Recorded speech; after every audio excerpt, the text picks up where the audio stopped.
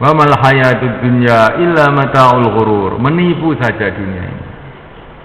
Tapi yang aneh, yang ditipu tuh mau saja. Ya, sudah tahu dunia ini menipu. Katanya orang-orang Jawa dulu, dunia ini seperti sundel bolong. Ya, ngerti sundel bolong Pak sampean? Ya. Itu gendruwo zaman dulu. Ya, ini ceritanya anak-anak kecil zaman dulu.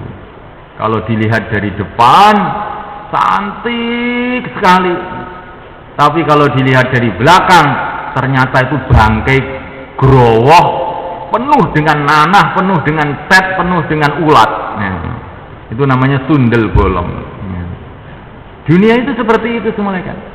Kalau kita lihat sekilas sepertinya itu hebat, sepertinya sangat penting, sepertinya sangat berharga.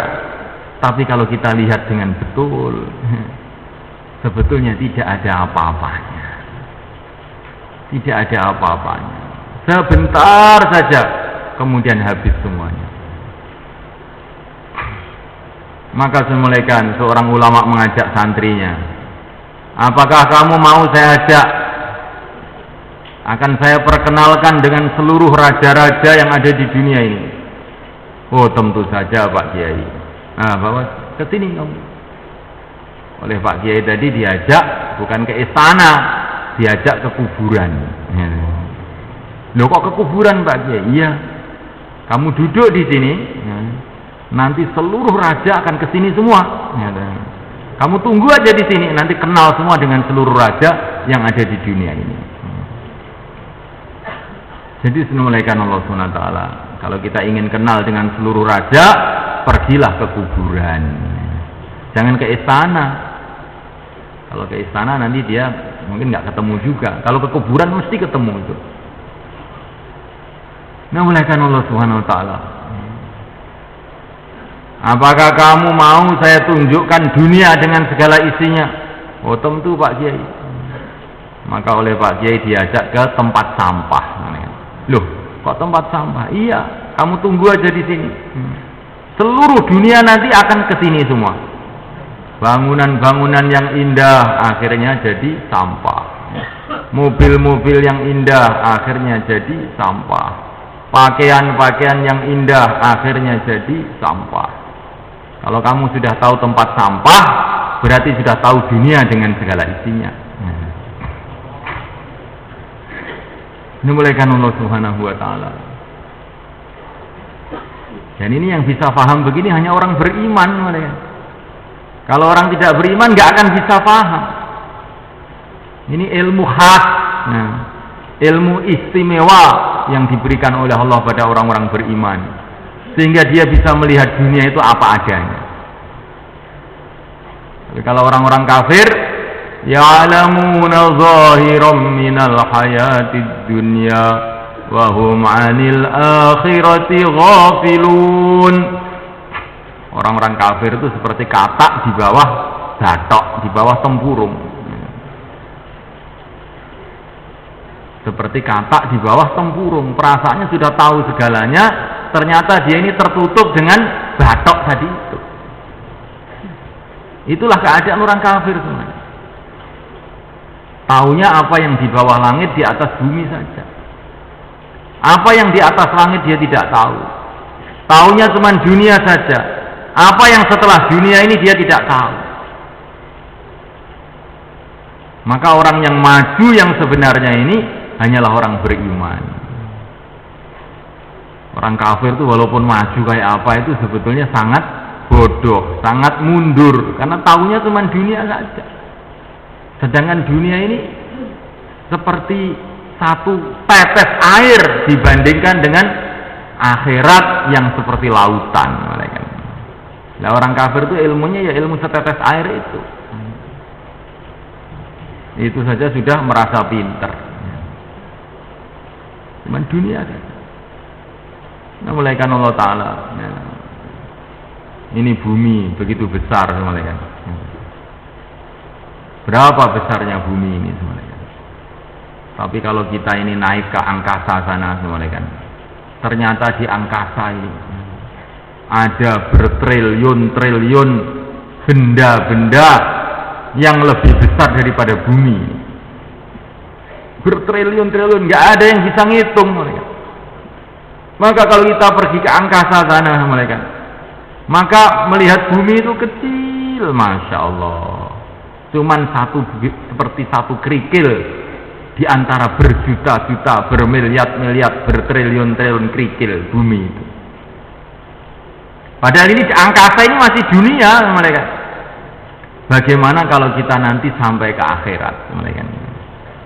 Bagaimana kalau nanti sampai di akhirat, di mana bagian orang ahli surga itu seperti dunia seisinya lipat 10 kali. Maka kita melihat bumi ini, kalau kita lihat dari surga mereka kecil, masya Allah, sudah kecilnya itu nggak karu-karuan. Kenapa kita lihat ini sekarang ini dunia ini besar?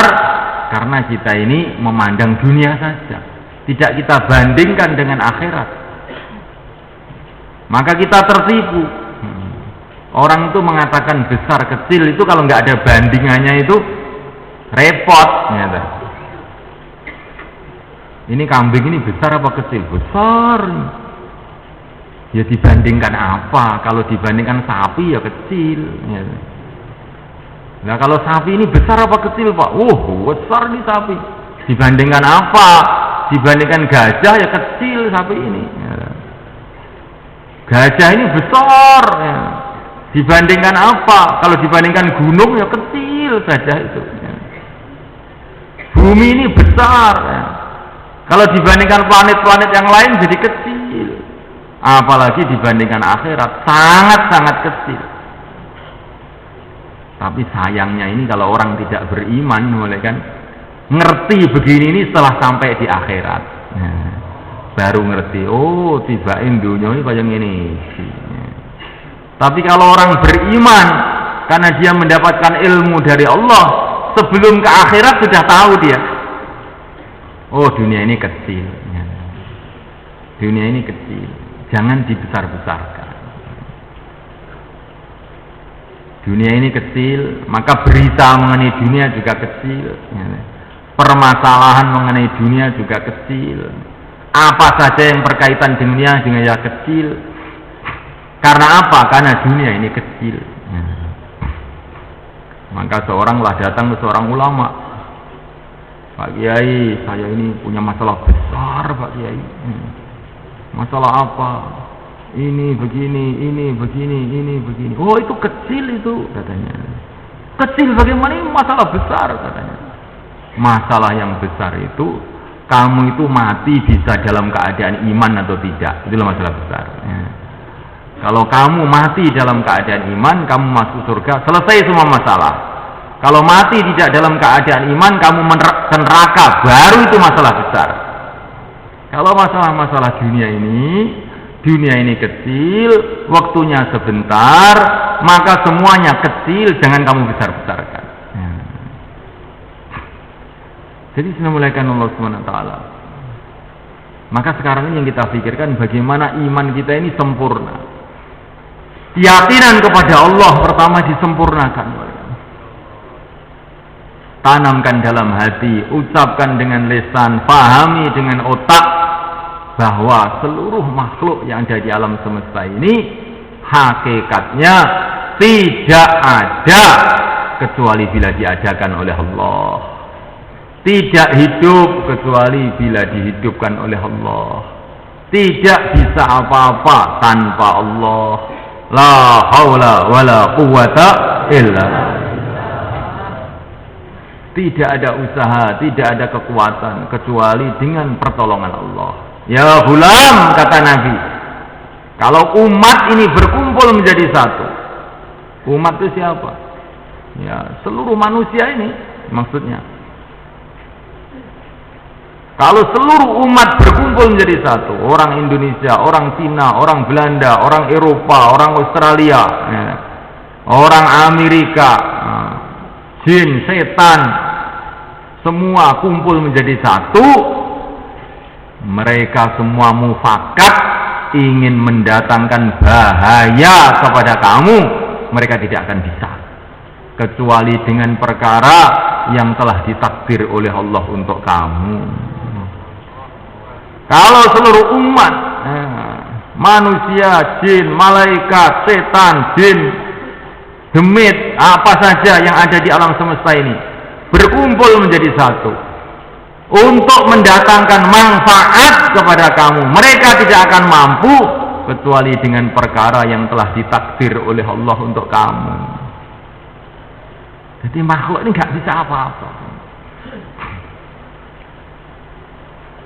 Maka tawajuh hati kita ini hanya kepada Allah, harapan hanya kepada Allah, yang ditakuti hanya Allah.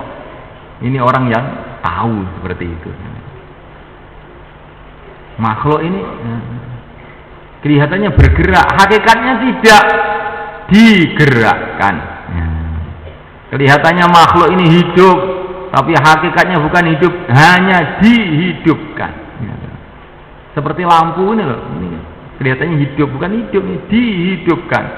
Nanti kalau saklarnya dipencet mati ya, sudah nggak ada apa-apanya. Begitu juga makhluk ini, kelihatannya hidup. Nanti kalau Allah memerintahkan Israel untuk mencet hidungnya, ya sudah, habis ceritanya. Jadi senamulaikan Allah SWT. Jadi kata para ulama, bedanya orang beriman dengan tidak beriman ini begini ini. Kalau orang tidak beriman itu melihat makhluk, ya makhluk bergerak sendiri, hidup sendiri, usaha sendiri. Tetapi kalau orang beriman enggak. Itu bukan ada, makhluk itu tidak ada, itu diadakan. Makhluk itu tidak hidup, dihidupkan. Makhluk itu tidak berjalan, dijalankan. Makhluk tidak bisa apa-apa tanpa Khaliknya, tanpa penciptanya, tanpa Allah Subhanahu wa ta'ala. Maka orang yang beriman harapannya hanya kepada Allah, yang diminta hanya Allah, yang ditakuti hanya Allah. Jadi setiap datang dalam hati kita ini rasa takut kepada makhluk, tanamkan dalam hati. Keliru ini, salah besar ini. Jangan takut sama makhluk, takutlah dengan yang menciptakan makhluk itu. Setiap datang dalam hati kita ini rasa harap kepada makhluk. Saya berharap dia ini mencintai saya berharap dia membantu saya. Cepat-cepat ini tobat nih. Astagfirullah, makhluk ini nggak bisa apa-apa. Jangan berharap kepada dia, berharap dengan yang menciptakan dia, Allah Subhanahu wa ta'ala. Kan ini salah besar mereka. Tapi kita nggak merasa salah, ya kan? Kita ini salah, kalau merasa salah itu kalau mungkin nempeleng orang, ya kan? Atau nyolong, itu salah, itu semua orang paham.